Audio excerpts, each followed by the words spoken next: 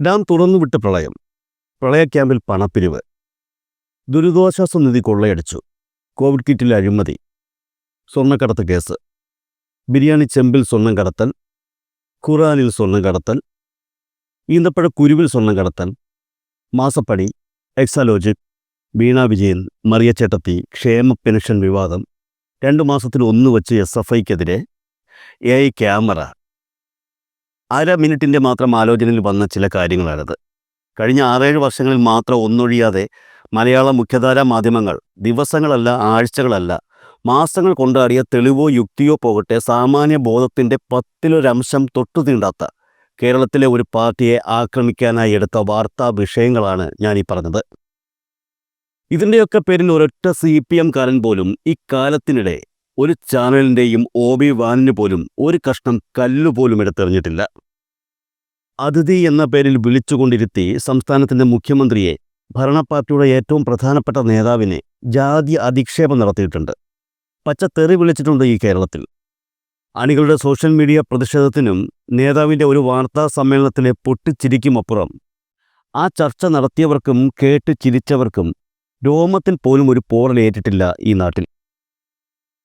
ഇപ്പോൾ പുറത്തുവരുന്ന വാർത്തകൾ അനുസരിച്ച് രാഷ്ട്രീയ പ്രവർത്തനത്തിൻ്റെ 7 അയലത്ത് അടുപ്പിക്കാൻ സാധിക്കാത്ത ഒരു സാമൂഹ്യ മാലിന്യം എന്നൊക്കെ പറയാൻ സാധിക്കുന്ന, ഇടപെടുന്ന ഇടങ്ങളിൽ മുഴുവൻ ഫ്രോഡും അതിനൊത്ത ക്രിമിനലുമായ ഒരു യുവ നേതാവിൻ്റെ അയാൾ തന്നെ അയച്ചതും പറഞ്ഞതുമായ കാര്യങ്ങൾ ഒരു ചാനൽ പുറം ലോകത്തെത്തിച്ചു. എല്ലാ ചാനലുകളും അത് ഏറ്റുപിടിച്ചു.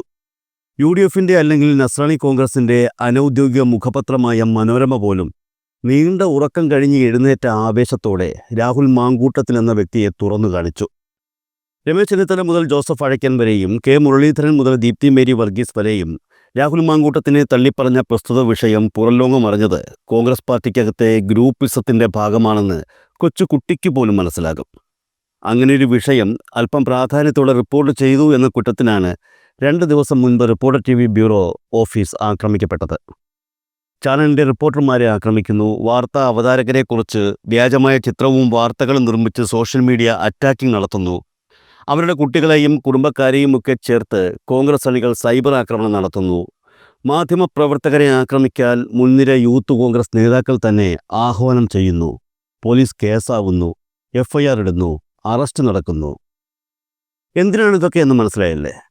കോൺഗ്രസ് നേതാക്കളിൽ പലരും തന്നെ ഇതിനകം തള്ളിപ്പറഞ്ഞ പാർട്ടി നടപടി എന്ന പേരിൽ സസ്പെൻഷൻ നേരിടുന്ന കോൺഗ്രസിൻ്റെ ഒരു ക്രിമിനൽ നേതാവിനെതിരെ വാർത്ത റിപ്പോർട്ട് ചെയ്തതിൻ്റെ പേരിലാണ്. ഈ പാർട്ടിയെ ഇക്കാലം മുഴുവൻ ഇതേ മാധ്യമങ്ങൾ വിശേഷിപ്പിച്ചത് ജനാധിപത്യ പാർട്ടി എന്നാണ്. ആദ്യം പറഞ്ഞ പാർട്ടിയെ മാധ്യമങ്ങൾ തന്നെ വിശേഷിപ്പിച്ചത് ജനാധിപത്യം ഒട്ടും തൊട്ടു തീണ്ടിയിട്ടില്ലാത്ത ക്രൂരന്മാരുടെ പാർട്ടിയായും. രാഹുൽ മാങ്കൂട്ടത്തിനെതിരായ ലൈംഗിക ചൂഷണ വിവാദത്തിൽ ഇന്നുണ്ടായ രാഷ്ട്രീയ സംഭവവികാസങ്ങൾ അത്ഭുതകരമായിരുന്നു. UDF കോൺഗ്രസ് നേതൃത്വങ്ങൾ കുറ്റാരോപിതനെ പൊടുന്നനെ അങ്ങ് വെള്ളപൂശുകയാണ്. പുറത്തുവന്ന ശബ്ദരേഖകൾ AI നിർമ്മിതമാണ് എന്ന അസാധാരണ അവകാശവാദവുമായി UDF കൺവീനർ അടൂർ പ്രകാശ് തന്നെ രംഗത്തെത്തിയത് നമ്മളിന്ന് ആശ്ചര്യത്തോടെ കണ്ടു. ആദ്യ ദിവസങ്ങളിൽ മുഖമില്ലാത്ത സൈബർ സേനാംഗങ്ങൾ മാത്രമായിരുന്നു മാങ്കൂട്ടത്തിലിന് പ്രതിരോധം തീർത്തതെന്ന് നമുക്ക് ഓർമ്മയുണ്ട്. അന്ന് അയാളെ തള്ളിപ്പറഞ്ഞ് മാതൃകാപരമായി പെരുമാറിയ കോൺഗ്രസ് നേതൃത്വമാണ് ഇപ്പോൾ നേരെ എതിർദിശയിൽ യൂടേൺ എടുക്കുന്നത്. ഈ ദിവസങ്ങൾക്കിടയിൽ പുതിയതായി എന്തുണ്ടായി എന്ന് നമുക്കാർക്കും അറിയില്ല. രാഹുൽ മാങ്കൂട്ടത്തിലിനു വേണ്ടി മറയില്ലാതെ കളത്തിലിറങ്ങാനാണ് A ഗ്രൂപ്പിന്റെയും തീരുമാനം. എന്താണ് ശരിക്കും കോൺഗ്രസ് ഉദ്ദേശിക്കുന്നത്? ഇത് ആളുകളെ ഇങ്ങനെ മണ്ടന്മാരാക്കാം എന്ന് നേതൃത്വം കരുതുന്നുണ്ടോ? അതോ ഇവരെല്ലാം ഈ അമ്മാവന്മാരായി പോയതിന്റെ വല്ല പ്രശ്നമുണ്ടോ? ഇതിനകത്ത് കോമഡി എന്താ വെച്ചാൽ ഈ അടൂർ പ്രകാശ് AI നിർമ്മിതമാണ് ശബ്ദം എന്ന് പറഞ്ഞപ്പോൾ ഞാൻ വിചാരിച്ചു ഇതെന്താ അങ്ങനെ പറയുന്നത്, A ഗ്രൂപ്പോ ഈ ഗ്രൂപ്പും ചേർന്ന് നിർമ്മിച്ചതാണ് എന്നോട്ടാണോ ഇദ്ദേഹം പറയുന്നത് എന്ന് ഞാൻ ശരിക്കും വിചാരിച്ചു. അടൂർ പ്രകാശ് തന്നെ പറയുന്നത് ശരിക്കും വർഷം ഒന്ന് കേട്ടു. ഓക്കെ, ഇതുവരെ വേറൊന്നും വന്നിട്ടില്ലല്ലോ എന്നാണ്. എന്നുവെച്ചാൽ രേഖാമൂലം ഒന്നും കിട്ടിയിട്ടില്ലോ എന്ന സങ്കടമാണ് അദ്ദേഹം പറയുന്നത്. എനിക്ക് തോന്നുന്നത് രേഖാമൂലം എന്തെങ്കിലും കിട്ടിയാൽ അപ്പോൾ കാര്യം കഴിക്കാമായിരുന്നല്ലോ എന്നായിരുന്നു. അതായത് പരാതി വന്നിട്ടില്ല, അതുകൊണ്ട് ഞങ്ങൾക്ക് എന്താണ് ഇതൊന്നും സംഭവിക്കുന്നില്ലോ ഒന്നും നടക്കാത്തതിലുള്ളൊരു നിരാശ കൂടെ ഈ നേതാക്കൾക്കുണ്ടോ എന്ന് തോന്നലാണ് എനിക്കുള്ളത്. അതിനകത്ത് K മുരളീധരനൊക്കെ വളരെ പ്രധാനപ്പെട്ട വളരെ മുതിർന്ന നേതാവാണല്ലോ. അദ്ദേഹം ഒന്നും ഇതിനെ പരിഹാസത്തോടെ ഒന്നും കാണരുത്. കാരണം ഇത് നമ്മൾ കഴിഞ്ഞ ദിവസം പറഞ്ഞതുപോലെ ഇത് പരത്തുക എന്നുള്ള പരിപാടിയാണ്. അതായത് അവിടെ മുകേഷ് ഉണ്ട്, ശശീന്ദ്രനുണ്ട്, അതുപോലെ ഒരു സംഭവമാണിത് എന്നാണ്. നമുക്ക് രണ്ടുപേർക്കും നമ്മളിരിക്കുന്ന ഈ സ്ഥാപനത്തിനകത്ത് വളരെ വ്യക്തമായിട്ടുള്ള ധാരണയുണ്ടല്ലോ എന്താണ് സംഭവിച്ചിരിക്കുന്നത്, ആരാണ് പരാതിക്കാരി. AI അല്ല, അല്ലെങ്കിൽ ഈ പറയുന്ന പൂച്ച കരച്ചിലോ പൂവൻകോഴിയുടെ കരച്ചിലോ അല്ല. യഥാർത്ഥത്തിൽ അതിഗുരുതരമായിട്ട് ഉപദ്രവിക്കപ്പെട്ട പെൺകുട്ടികളുണ്ട്. അതിലൊരാളെ നേർക്കുനേർ കണ്ടിട്ടുണ്ട് നമ്മുടെ സഹപ്രവർത്തക. അവരത് വളരെ വന്നിട്ട് കൃത്യമായിട്ടും വ്യക്തമായിട്ടും പറഞ്ഞിട്ടുണ്ട്. ലക്ഷ്മി പത്മ വളരെ വ്യക്തമായിട്ടും കൃത്യമായിട്ടും പറഞ്ഞിട്ടുണ്ട്.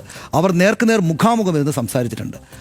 അങ്ങനെ ഒരാൾ സമാനതകളില്ലാത്ത വിധം ക്രൂരമായിട്ട് ഉപദ്രവിക്കപ്പെട്ടിട്ട് അത് മുഴുവനായിട്ടുള്ള വിവരങ്ങൾ പുറത്തു വന്നാൽ ഇപ്പോൾ ഇവർ ഞെട്ടുന്നതിനേക്കാൾ കൂടുതലായിട്ട് ഞെട്ടും എന്ന് നമുക്കറിയാം. അതിന് കുറേയേറെ കാര്യങ്ങളെങ്കിലും നമ്മൾ കണ്ടിട്ടുണ്ട്. നമ്മൾ നേരിട്ട് തന്നെ മെസ്സേജായിട്ട് അവരുടെ ശബ്ദമായിട്ട് നമ്മൾ കേട്ടിട്ടുണ്ടല്ലോ. അപ്പോൾ ഇവരിപ്പോൾ വിചാരിക്കുന്നതിനേക്കാൾ കൂടുതൽ വലിയ ഞെട്ടലുണ്ടാകും. അപ്പോൾ ഇവർക്ക് തമാശ പറഞ്ഞും AI കൊണ്ട് ഉണ്ടാക്കിയതാണെന്നൊക്കെ പറഞ്ഞ് മറികടന്ന് പോകാവുന്ന ഒരു സംഗതിയാണിത് എന്ന് ഇവരിപ്പോഴും വിചാരിക്കുകയാണെങ്കിൽ ഒന്നുകിൽ ഇവർക്കുള്ളത്രക്ക് സീനിയോറിറ്റി ഉള്ള അതിനുള്ള പക്വതയുള്ള നേതാക്കന്മാരല്ല, അവർക്ക് യഥാർത്ഥത്തിൽ കാര്യങ്ങൾ അറിയില്ല. ഇത്രയും നമ്മൾ മനസ്സിലാക്കേണ്ടതുള്ളൂ എന്ന് എനിക്ക് തോന്നുന്നു. അതായത് ഇവർ വിചാരിക്കുന്ന മറ്റേതൊരു രാഷ്ട്രീയ സംഭവത്തെയും പോലെ ഞങ്ങൾക്ക് മറികടന്ന് പോകാവുന്ന ഒരു നാണക്കേട് മാത്രമേ ഈ ചെറുപ്പക്കാരൻ ഉണ്ടാക്കിയിട്ടുള്ളൂ എന്നാണ്. ഇവരെ കുറ്റം പറയാൻ പറ്റില്ല. പക്ഷേ അതായത് ഇവർ വിചാരിക്കുന്ന ഇതിനൊക്കെ ഒരു അതിരുണ്ടല്ലോ. ഇവരൊക്കെ 10-40 കൊല്ലക്കാലം കേരളത്തിലെ രാഷ്ട്രീയ രംഗത്ത് ഇടതുപക്ഷത്തിൻ്റെയും വലതുപക്ഷത്തിൻ്റെയും നേതാക്കളായിട്ടൊക്കെ ഇരുന്നിട്ട് ഇതെല്ലാം കണ്ട ആൾക്കാരാണല്ലോ. അപ്പോൾ അവർ വിചാരിക്കും ഇങ്ങനെ ഒരു ആരോപണം ഉയർന്നാൽ, പ്രത്യേകിച്ച് രേഖാമൂലം പരാതിയൊന്നും വരാത്ത സാഹചര്യത്തിൽ ഇതൊക്കെ പോയാലും ഇത്രത്തോളം എന്നവർക്ക് ഒരു തോന്നലുണ്ടാവും. യഥാർത്ഥത്തിൽ അതിനപ്പുറത്താണ് ഈ ചെറുപ്പക്കാരൻ്റെ ലീലാവിലാസങ്ങൾ ഉണ്ടായിരുന്നതെന്ന് തിരിച്ചറിയുന്ന ഒരു നിമിഷം അവർക്കുണ്ടാകും.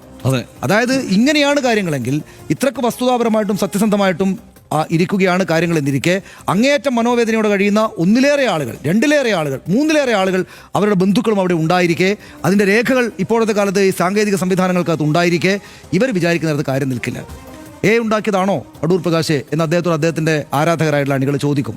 പിന്നെ ഞാൻ ഇവരോട് ചോദിക്കുന്നത്, അല്ലെങ്കിൽ എനിക്ക് എൻ്റെ സംശയം, എങ്ങനെയാണ് ഹർഷൻ ഇയാളെ MLA ആയിട്ട് നിയമസഭയിലേക്ക് കൊണ്ടുപോവുക? എങ്ങനെയാണ് ഇവർ 2ാം ടേമും കഴിഞ്ഞ് 3ാം ടേമിലേക്കെങ്കിലും പിണറായി വിജയനെ വരുത്താതെ ഈ പറയുന്ന 3ാം ടേം വരുമ്പോഴേക്ക് ഇവരാരെങ്കിലും മുഖ്യമന്ത്രിയായിട്ടൊരു സർക്കാരിനെ കൊണ്ടുവരണമെന്ന് ഇവർ യഥാർത്ഥത്തിൽ ആഗ്രഹിക്കുന്നുണ്ടെങ്കിൽ അവർ ആ മുന്നിലേക്ക് ഓടിയിട്ട് പിന്നെ ഒരു ഓട്ട മത്സരത്തിൽ 1ാം സ്ഥാനത്തേക്ക് എത്തുമ്പോൾ ഒരു വലിയ കരിങ്കല്ലും പിന്നിൽ കെട്ടിയിട്ടാണ് അവർ ഓടുക. അത് മറുത്തു മുറിച്ച് കളഞ്ഞിട്ടല്ലേ ഓടിയാലേ അവർ 1ാം സ്ഥാനത്തെത്തും. അതാണ് ഇതിപ്പോൾ ഈ അടൂർ പ്രകാശ് AI എന്ന് പറയുമ്പോൾ നമുക്ക് IA എന്ന് പറയാനാണ് തോന്നുക. കാരണം അടൂർ പ്രകാശ് അല്ല പറയേണ്ടതെന്നേ, രാഹുൽ മാങ്കൂട്ടത്തിൽ വന്ന് പറയണ്ടേ ഇത് AI ആണ്, അല്ലാതെ എൻ്റെ ശബ്ദമല്ല എന്ന് ഒരു തവണ പറയാൻ ഇതുവരെ ധൈര്യം ഉണ്ടായിട്ടില്ല. അത് പറയാൻ പറ്റില്ല. എന്താണെന്നുള്ള വസ്തുത ലോകത്തിനറിയാം, നമുക്കറിയാം. കോൺഗ്രസിൻ്റെ ചില നേതാക്കന്മാർക്ക് മാത്രമേ അറിയാത്തതുള്ളൂ. എന്നിട്ട് ഞാൻ പറഞ്ഞില്ല, സനീഷ് നേരത്തെ പറഞ്ഞില്ലേ, MLA സ്ഥാനം രാജിവെച്ച് പുറത്തു പോകണം എന്ന് പറഞ്ഞത് നമ്മളാരുമല്ല, ബിന്ദു കൃഷ്ണയാണ്. സജീവ രാഷ്ട്രീയത്തിൽ നിന്ന് മാറി നിൽക്കണം എന്ന് പറഞ്ഞത് ഷാനിമോൾ ഉസ്മാനാണ്. രാഹുൽ രാജിവെക്കണമെന്ന് പറഞ്ഞത് ഉമാ തോമസ് ആണ്. നേതാക്കൾ ഒറ്റക്കെട്ടായതിനാൽ രാഹുലിന് ഇനി തുടരാനാവില്ല എന്ന് ദീപ്തി മേരി വർഗീസാണ് പറഞ്ഞത്. ഇതൊക്കെ പറഞ്ഞത് അടൂർ പ്രകാശ് ഒന്ന് ഓർത്തിരിക്കേണ്ടതാണ്. അതുകൊണ്ടാണ് ഞാൻ പറഞ്ഞത് ഒന്ന് ഓർത്തിരിക്കേണ്ടതാണ്. വ്യത്യാസമില്ലാതെ എല്ലാവരും പറഞ്ഞാണെന്നാണ് അദ്ദേഹം പറയുന്നത്. അത് മാത്രമല്ല, ഈ തീരുമാനത്തിൽ ഗ്രൂപ്പ് എന്ന് നേരത്തെ പറഞ്ഞു, പക്ഷേ ഗ്രൂപ്പ് മാത്രമൊന്നുമല്ല, ഇതാകെ ചിതറി തന്നെയാണ് ആത്യന്തികമായി നിൽക്കുന്നത്. പിന്നെ ഇവർക്ക് ഞാൻ പറഞ്ഞില്ല, ഈ വെട്ടുക്കിളികളെയും ഫാൻസിനെയും ഈ സോഷ്യൽ മീഡിയയിലുള്ള ഫാൻസിനെയും വെട്ടുക്കിളികളെയും ഈ നേതാക്കന്മാർക്ക് പേടിയാണ്. അതുകൊണ്ടുകൂടിയാണ് കേട്ടോ. അതല്ലെങ്കിൽ ഇങ്ങനെ പിന്തുണയ്ക്കേണ്ട ഒരു സാഹചര്യം ഇല്ലല്ലോ. രാഹുൽ മാങ്കൂട്ടത്തിൽ പറയട്ടെ, ലൈംഗിക ആരോപണങ്ങൾ ഉയർന്നു തുടങ്ങിയ ഘട്ടത്തിൽ രാഹുൽ മാങ്കൂട്ടത്തിനെതിരെ ഒരേ സ്വരത്തിലാണ് കോൺഗ്രസ് നേതാക്കൾ പ്രതികരിച്ചത്. അന്നുയർന്ന വിഷയങ്ങൾ തെറ്റാണെന്ന് തെളിഞ്ഞിട്ടില്ലെന്ന് മാത്രമല്ല, ആരോപണങ്ങളിൽ മുങ്ങി നിൽക്കുന്ന രാഹുലിന് പോലും അയാൾക്കെതിരെ ഉയർന്ന ശക്തമായ തെളിവുകൾ നിഷേധിക്കാനായിട്ടില്ല. അതിനിടെയാണ് മുതിർന്ന നേതാക്കൾ, കോൺഗ്രസ് നേതാക്കൾ ഓരോരുത്തരായി രാഹുലിനെ പരസ്യമായി പിന്തുണയ്ക്കുന്നത്. എന്തുകൊണ്ടാണ് പൊടുന്നനെയുള്ള ഈ മനമാറ്റം എന്നതിൽ നമുക്ക് ആർക്കും ഒരു വ്യക്തതയുമില്ല. എന്തായാലും ഈ വൈറ്റ് വാഷിംഗ് കേരളം പോലെ ഒരു സംസ്ഥാനത്ത് കോൺഗ്രസിനും ആ പാർട്ടി നേതൃത്വം നൽകുന്ന മുന്നണിക്കും ഗുണകരമാകില്ല. സാമാന്യ ജനത്തിന്റെ അടിസ്ഥാന യുക്തിയെ കോൺഗ്രസ് നേതൃത്വം ചോദ്യം ചെയ്യരുത്